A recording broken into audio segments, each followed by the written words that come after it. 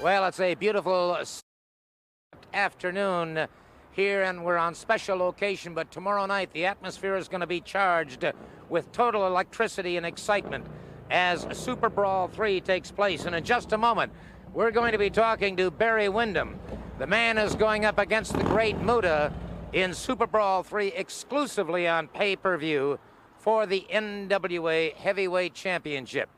Barry, obviously, the NWA World Heavyweight Championship has a grand history behind it. You talk about people like Lou Thesz, Dusty Rhodes, Jack Briscoe, but most of all, Ric Flair, the man who's held it the most times, 8 times in his career. Obviously, this man has to be an idol of yours. First of all, Gordon, I didn't come here to talk about Ric Flair, and I don't have any kind of comment about Flair. And what I came here to talk about, the reason you're standing out here on the street, is so that we can talk about Muta. So let's talk about the great Muta right now, all right?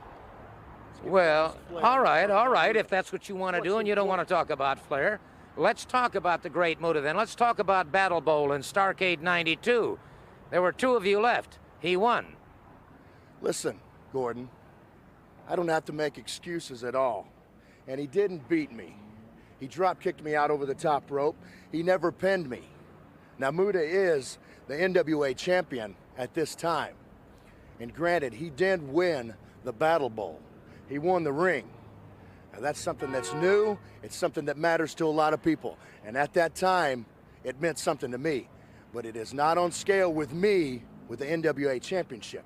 The NWA championship is something that I've trained for my entire life, and it's something that I want. Well, there's no question in my mind after watching you drive up and watching you compete in the last few weeks that you're obviously in the peak of condition. Bear in mind, however, that Muta did defeat Chono to win the NWA title, and that was a major accomplishment. I believe that the people in Japan thought that Chono was undefeatable. Muta is as good a wrestler as they get. He is the NWA heavyweight champion. But we've been over this, Gordon. We're here to talk about Muta, and we're here to talk about me for the NWA heavyweight championship match. Muta defeated me at Battle Bowl. We've already been over that. The NWA championship is something completely different, Gordon. You've been around me long enough to know that this is something that I've always wanted throughout my whole career. The NWA championship is something that has been around the waist of many great men, and Muta is one of them. But his day has come to leave town without the belt. The championship is going to be around my waist because it's something that I've been destined to have, and it's something that I've trained my entire career for. I've had chances at this championship before, but it's been a long time coming since I've had a match. It's been years.